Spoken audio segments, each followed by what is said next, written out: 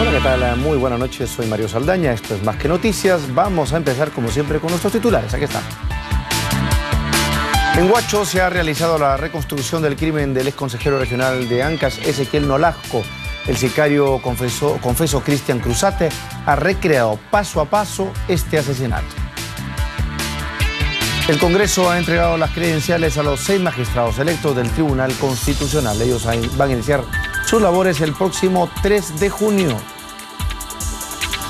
La bancada de Solidaridad Nacional expresó su apoyo a Luis Castañeda. El congresista José Luna, calificado de absurda la denuncia sobre el cobro de una doble remuneración, y dijo que esto pretende acabar con una posible candidatura del exalcalde de Lima. El presidente Ollanta ha solicitado un informe al Ministerio de Justicia sobre el pedido de pensión de Alberto Fujimori.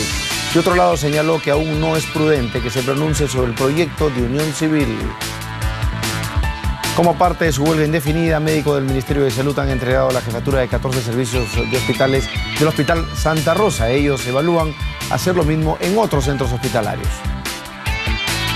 Taxistas intentan ingresar a la fuerza al CETAME. Denuncian que la Municipalidad de Lima está retrasando la entrega del certificado de operaciones para el cambio de placa.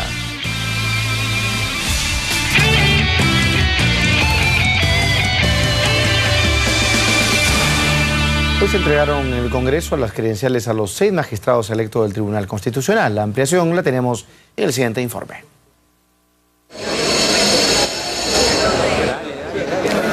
Una caminata luego del desayuno de trabajo. Los magistrados electos del Tribunal Constitucional llegan a pie al Congreso. Es el día en que reciben sus credenciales. Que este poder que hoy día reciben en el Congreso de la República tendrán que ejercerlo con mucha responsabilidad y plenamente conscientes que están sujetos a muchas limitaciones a fin de ser los fieles intérpretes de la Constitución. El titular del máximo ente constitucional no escatima en elogios al Parlamento por la elección del nuevo colegiado. A su turno, el presidente del Legislativo pone el punto sobre las IES.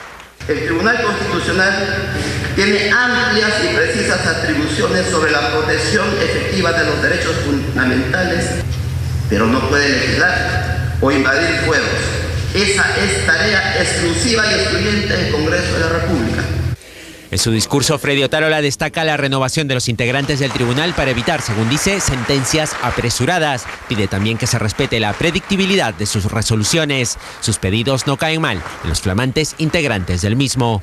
Creo que es importante que la opinión pública esté consciente, esté enterada de que buscamos establecer una nueva etapa. Se les ha hecho una invocación a no invadir fueros. Ese es, creo, un asunto. Yo me he proclamado a favor de esa posición.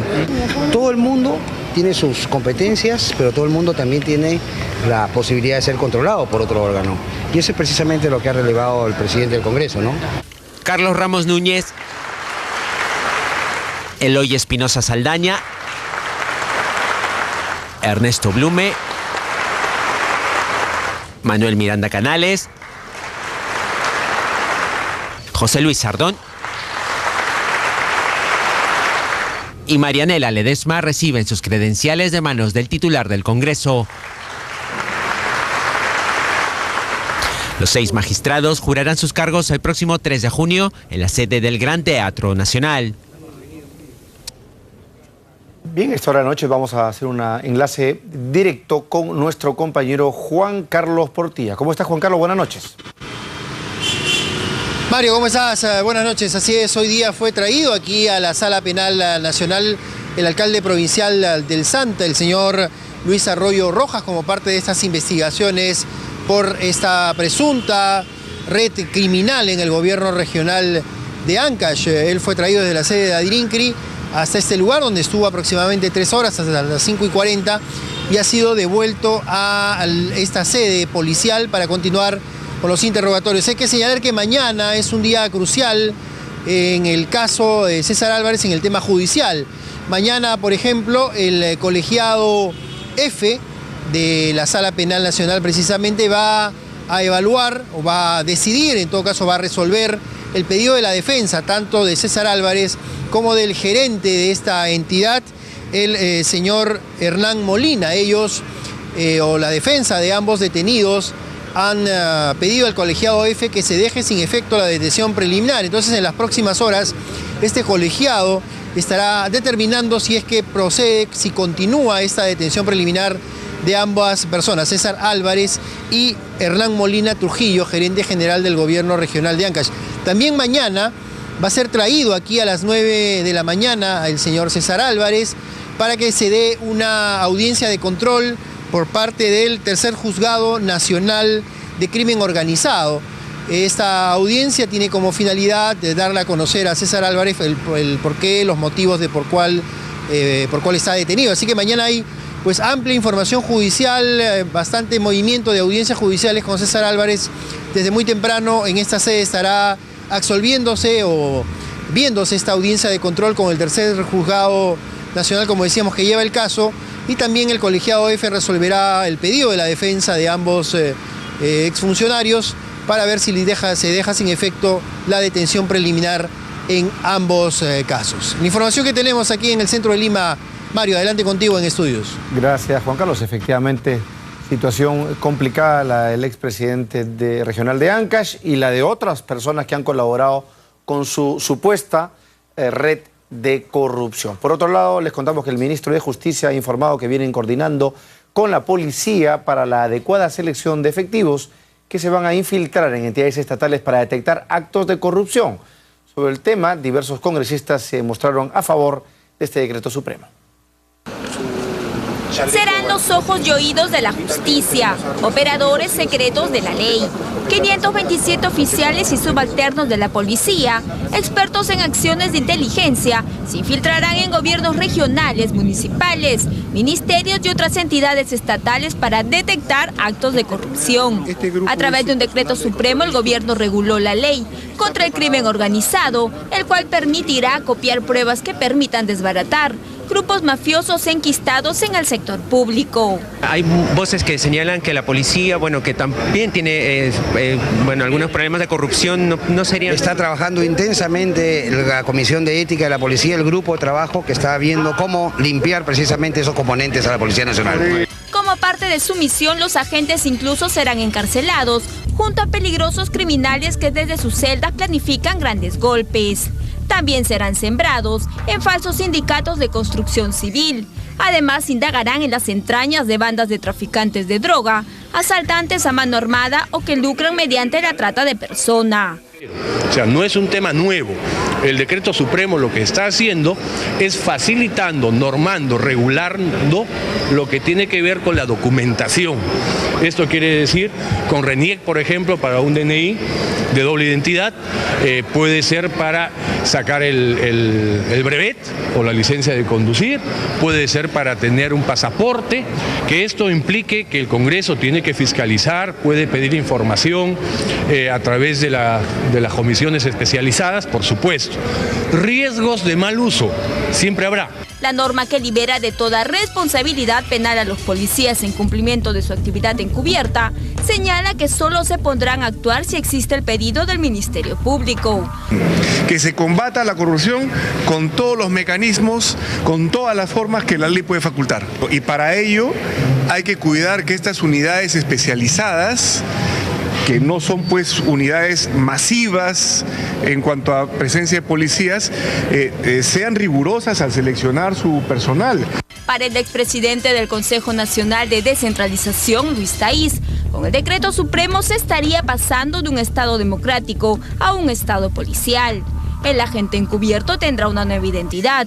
Además, su familia contará con protección a fin de garantizar su seguridad ante un eventual ataque durante el tiempo que el custodio permanezca infiltrado. ¿Salen las marrocas al toque? Bueno, interesante por lo menos como alternativa para analizarla. Por otro lado, en Huacho se ha realizado la reconstrucción del crimen del ex consejero regional de Ancash, Ezequiel Nolasco. El sicario confeso Cristian Cruzate, quien fue trasladado desde Lima, recreó paso a paso este asesinato.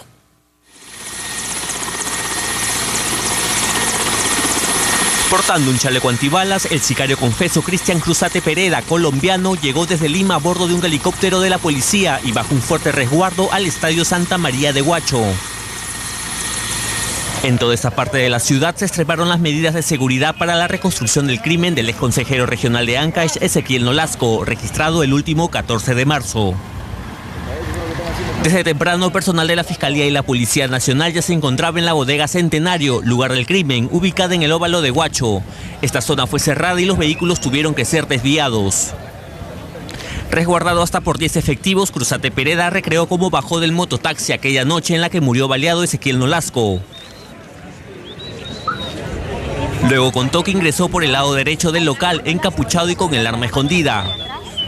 Menos de un minuto le habría tomado a este sujeto acabar con la vida de Nolasco, quien había llegado a este lugar junto a su abogado y un agente de seguridad. Según contó la dueña del negocio, ellos pidieron 2 botellas de cerveza. El sicario confeso detalló que disparó contra su víctima a 1 metro de distancia. Luego demostró cómo salió corriendo unos metros para huir en la misma mototaxi que lo trasladó. Precisamente estas son las imágenes registradas minutos después de este crimen. En ella se ve cómo el cuerpo de Ezequiel Nolasco es retirado de esta bodega. Tras la diligencia, que duró aproximadamente 8 minutos, Cristian Cruzate fue llevado nuevamente al estadio de Huacho a bordo de un patrullero, para luego ser trasladado a Lima. Bueno, la verdad que absolutamente revelador esta recreación del asesinato al señor Nolasco, cosa que seguramente no sabemos, o muy probablemente complicará aún más la situación de César Álvarez, del gerente general de la región, del alcalde del Santa y de esta red de colaboradores, proveedores de esta mafia con tentáculos bastante extendidos. Estamos con la presencia del congresista Daniel Mora, representante de Perú Posible. No sé cómo está, congresista, buenas noches. No sé qué opinión le merece esto. O sea, una cosa, pero bueno, es espantoso. Casi cinematográfica. Y con qué frialdad hace la reconstrucción, cómo entra, cómo lo mata y cómo ¿Complica sale. esto, Álvarez, o no? Yo creo que su situación es bien complicada, porque no se arma esto de la noche a la mañana. Esto no puedo afirmar que él esté comprometido todavía, pero cuando yo estaba en Ancash visitando 2 universidades, el humor que había en todo Ancash era de esto, ¿no?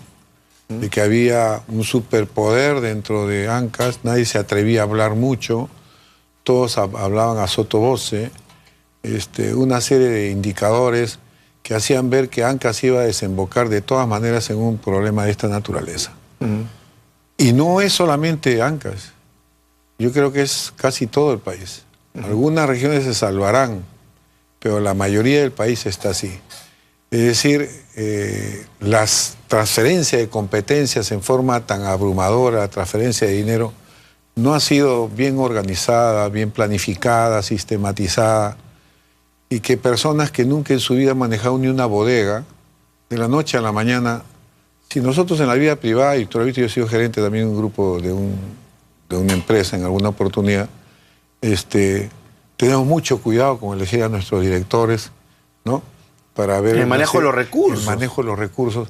Y no se lo podemos poder todo eso en cualquier mano. Entonces acá ponemos miles de millones en un señor que en su vida no tiene, creo, ni instrucción completa. Entonces, ¿cómo puede? O en un pío, ¿no? O un sinvergüenza que sí tiene conocimiento y quiere justamente entrar a... Lógico. Entonces tenemos de los dos lados. De todas maneras, como proyecto, y yo lo he dicho muchas veces cuando se dio la descentralización, la región que era necesaria, yo proponía primero hacer unos pilotos. ¿No exageró Alejandro Toledo de voluntarismo, de populismo, en sacar esto un poco la loca? Él mismo estuvo en duda y estuvimos reunidos varias veces, porque había también varias colectividades políticas que querían sacar. El APRA que pensaba que también había sido burlado con su proyecto de descentralización, que fue un desastre también. Claro, pues una cosa es imaginarse la descentralización con gobiernos regionales pobres, con un proceso de entrega de recursos muy lento. Le entregaban, yo me acuerdo, a Ucayali que tenía una asamblea, tenía también como su congreso, y le daban 10 millones anuales. Y yo he estado presente cuando hice una investigación estando en el CAEN, cómo pasaba este tema, y vi que el presidente regional en esa época repartía como un queso el dinero. Claro. Decía, ¿cuántos somos? ¿Cuántos sectores son? Bueno, a ti 800.000, bien a ti. ¿Y tú ya ves cómo haces? Tú ya ves cómo haces. Entonces tampoco era una descentralización de esa manera. Por eso los otros... Una cosa es descentralización en la restricción, en la pobreza, otro es un proceso de crecimiento desbordado. Lógico. Con transferencias enormes. Entonces hubo bastantes discrepancias, el mismo presidente tenía ciertas dudas, pero también hubo la presión política. Porque yo sugería, por ejemplo, que se hubieran iniciado pilotos con Tumbes, con Moquegua-Tacna. Claro. Que ellos querían hacer. O Tumbes-Piura, que ya estaban. Entonces ahí experimentar todo, ahí ver cómo avanzaban, cómo se transfería de recursos, la descentralización fiscal, si jugaba o no, qué ajustes debían hacer, equipos técnicos acompañando permanentemente el proceso en esas dos que entraban. Y entrábamos rápidamente a una verdadera regionalización, que se juntaban 2 o más departamentos. Ahora hay 20 y tantos departamentos que se creen regiones. Y la primera campanada fue cuando, yo me recuerdo mucho, que el primer presidente de la región San Martín, no recuerdo su nombre, su primer decreto regional de la presidencia regional fue nombrar a su señora primera dama. Se adelantó, era un pitonizo. No sé si recuerdan eso, ¿no? Que salió su primera resolución del gobierno regional de San Martín, declarar primera dama a su señora. Y ahí veíamos que esto no iba a caminar bien. ¿Por dónde iba, no? Miren, el distrito de San Marcos. San Marcos es donde está Tamina y todo eso. Tenía antes, pues, 4 o 5 candidatos. Ahí llegó a tener cerca de 60 candidatos. Pues es un botín, pues, congresista. Es un botín realmente. Y han sacado a los alcaldes revocados, los han revocado. Algunos lo encontraban llevándose plata en un carro. A este último lo acaban de encontrar también llevándose como 45.000 soles o 50.000 soles en varias camionetas. Es decir, sigue igual, sigue el desbarajuste. Y esta medida... Y los sistemas de control no se pudieron... no se pudieron articular descentralizadamente también. Si hasta ahora la Contraloría no está lo suficientemente armada para abordar el tema preventivo. ¿Y qué le parece esta propuesta de, a través de Decreto Supremo, enviar esta suerte de policías encubiertos a detectar actos de corrupción? ¿Eso servirá o por ahí lo convertimos en el que detecta policía termina sobornándolo para que ataque al enemigo político? Porque ya cualquier cosa puede pasar en el Perú. Sin necesidad de decir eso, yo había propuesto de que Dirincri, cuando hubo este problema de ANCAS, Dirincri, inteligencia del Ministerio del Interior y de la Policía, Contraloría, fiscales, hicieran un trabajo reservado. Es decir, no entrar con toda la laraca que hicieron. Vamos a ir a las ANCAS. Y entraron todos los fiscales con su collar, con su collarín, su cintillo. Claro, para la foto. Para la foto. No, el trabajo era un trabajo profesional. La Dirincri debe hacer un trabajo profesional. El policía que estaba ahí, que lo estaban acusando también de estos actos, lo iban a cambiar a otro sitio. No, lo deben sacar de la policía. Y para eso debe trabajarse de manera inteligente. Pero no necesitamos hacer tanta laraca para hacer ese tipo de trabajo, que es su responsabilidad hacerlo. No debemos quedar en el escuadrón de emergencia. El que se creó ahora, ¿no es cierto? El escuadrón invisible y no sé cuánto, que va a entrar el hombre invisible. No, tenemos las armas para poder hacer esto, un trabajo coordinado, soterrado. Además que hay experiencia ya. Profesional. Yo le aseguro que el resultado hubiera sido mucho más espectacular que con toda la laraca que hicimos. Decimos, ya llegan los fiscales, ya llegan los jueces, escondan todo, que ya llegamos. Obvio, ¿no es cierto? O sea, más anuncios no vas a hacer, más bulla no puedes hacer con ese anuncio. Entonces estas cosas no es muy... Acá se requiere resultados más que la laraca, ¿no? Hablando de laracas y de problemas, ¿qué está pasando en Perú Posible, congresista? Hemos tenido este tema de Juan Cheput, que bueno, incluso ha declarado que él está dispuesto a crear una suerte de facción interna. Ha vuelto a criticar a la dirigencia del partido en torno a apoyar, al apoyo que se le va a dar a Susana Villarán, pese a este fracaso que para muchos es la actual gestión. ¿Llega a Pachacutic en julio y pone orden o cómo es el asunto? Bueno, es que yo lo entiendo a Juan Cheput. Y yo apoyé su precandidatura porque tiene todo el derecho de hacerlo como cualquier militante entra a un partido político porque aspira a una posición política. Pero se lo han bajado rapidito, entonces, ¿no? Teníamos planificado este fin de mes que les entraran las precandidaturas y estuvo considerado en un acuerdo varias precandidaturas para la alcaldía de Lima. Entonces yo realmente no se ha descartado esta posibilidad. No hay ningún acuerdo que se haya dicho no vamos a presentar candidato.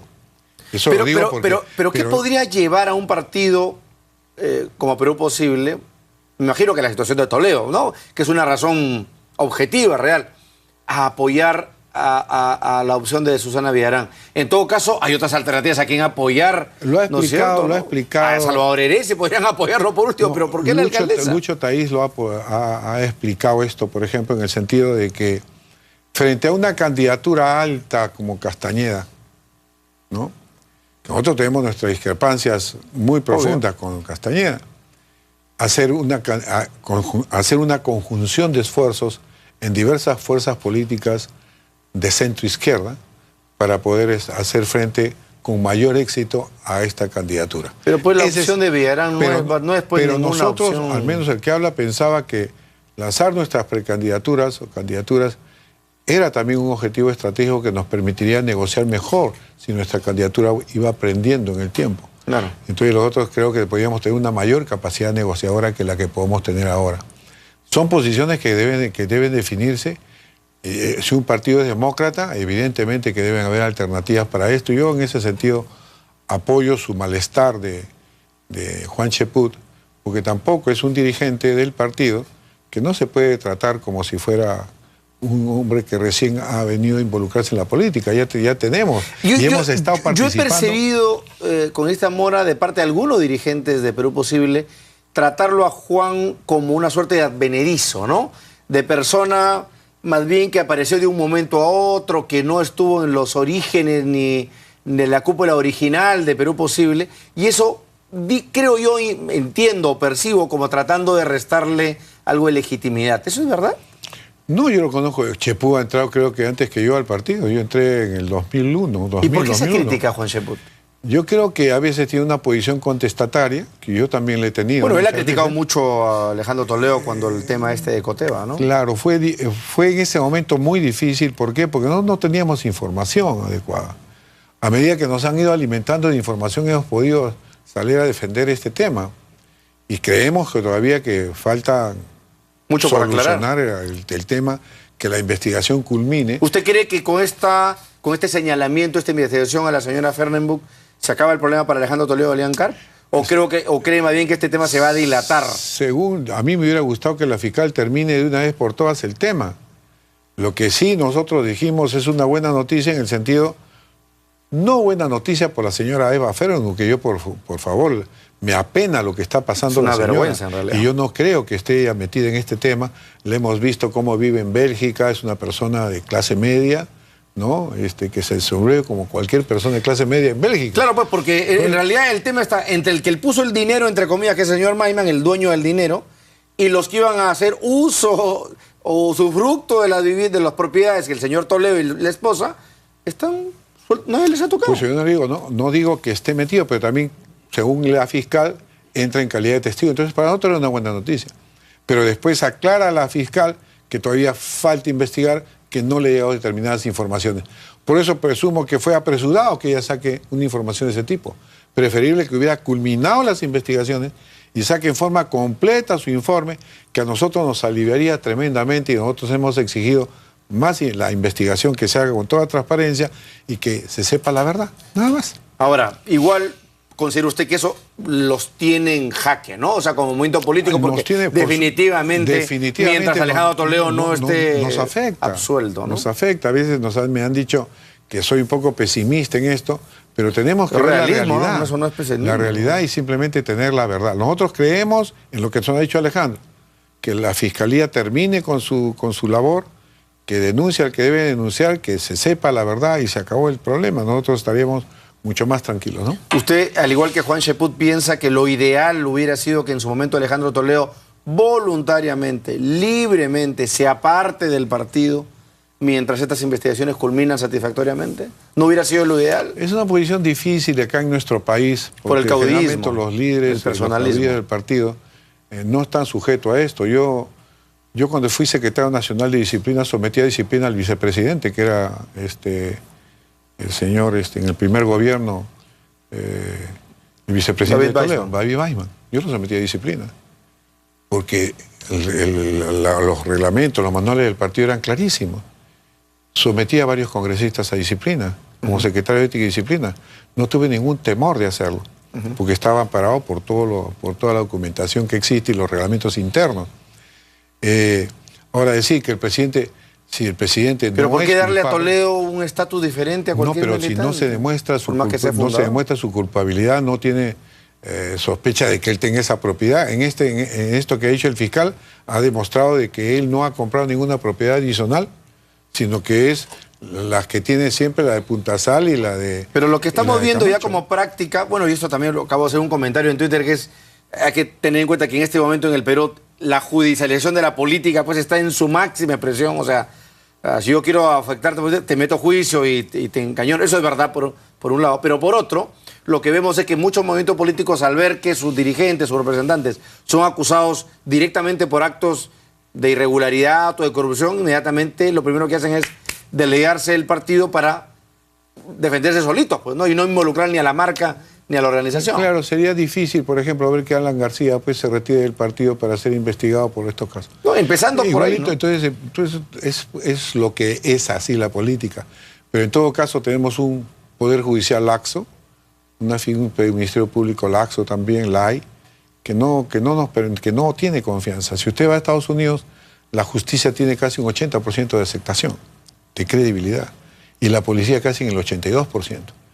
Usted ve un sistema que es creíble. Acá no, acá la incertidumbre es muy grande con los sistemas judiciales.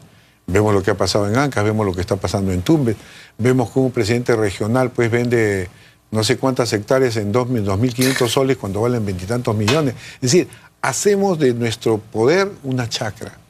Y eso se ve reflejado en todos los ámbitos, en todos los sectores de la vida del país. En todos.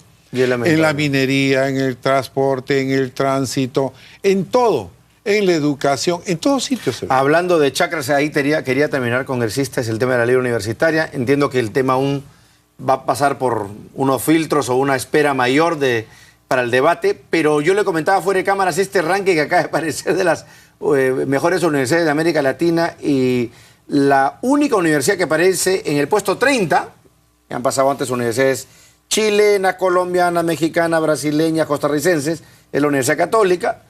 San Marcos aparece en el puesto 57, la Católica está en el 30, su par de Chile está en la primera, y es como para llorar. Claro, yo pensaba de repente qué tal favor que le están haciendo a Cosita Mora de poner el tema en debate y hablar justamente de la mala calidad o de nuestra calidad, digamos,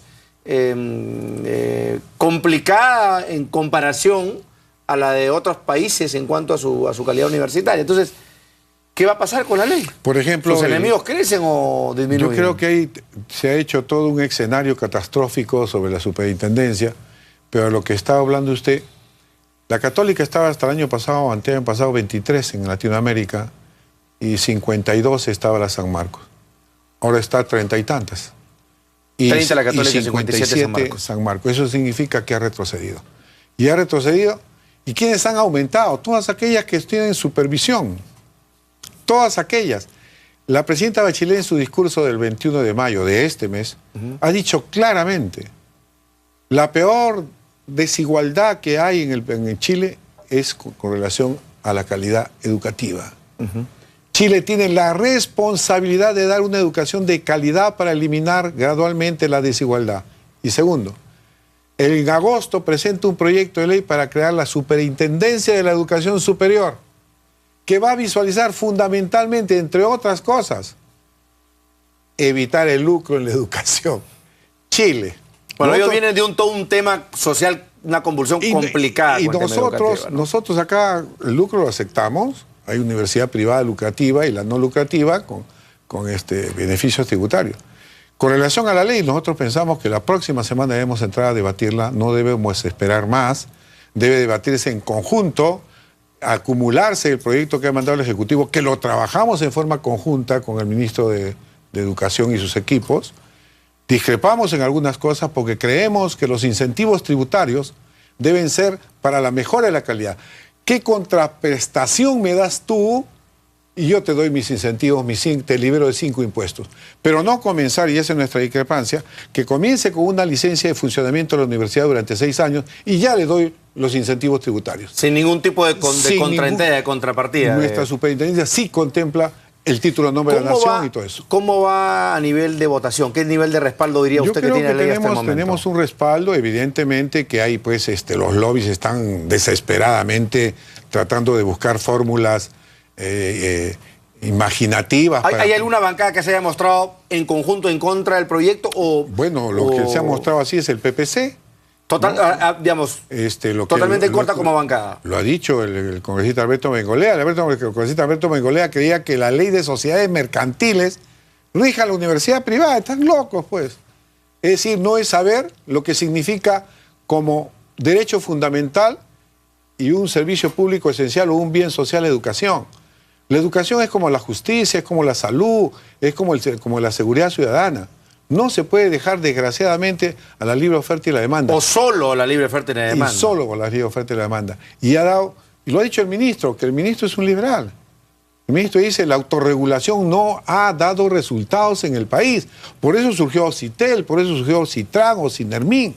Entonces, acá tenemos un extremadamente liberal, como dijo una congresista de derecha que vino acá con la Comisión de Educación. Dijo, yo no había visto una derecha tan agresiva como en el Perú. Creo que es la única en el mundo que tiene ese concepto tan cavernario.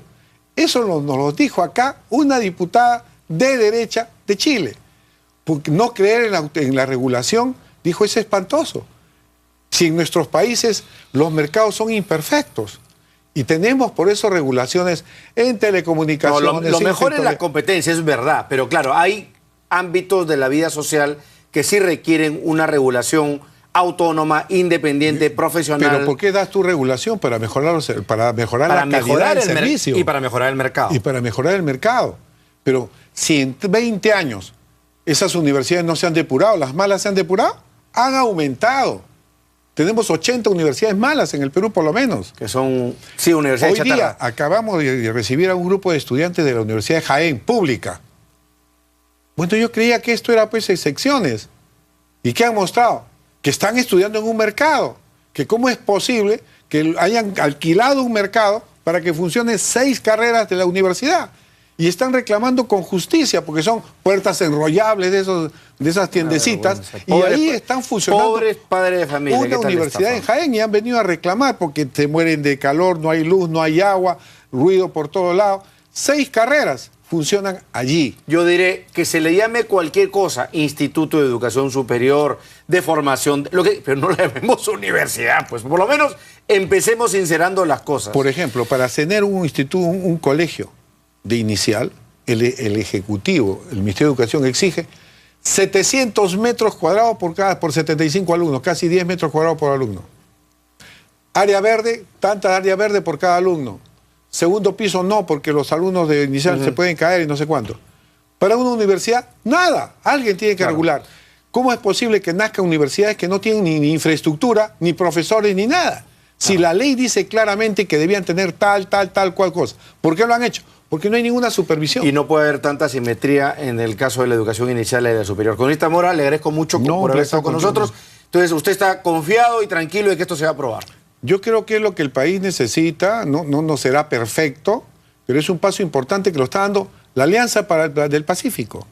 México, Colombia, Chile, Perú se va a quedar a la saga si es que nosotros no abordamos seriamente un problema de esta naturaleza. Bien, gracias, congresista Mora, como siempre. Vamos a ver qué sucede con ese proyecto de ley. Ya nos veremos más adelante. Nos vamos a una pausa y regresamos con mucha más información. No se vayan.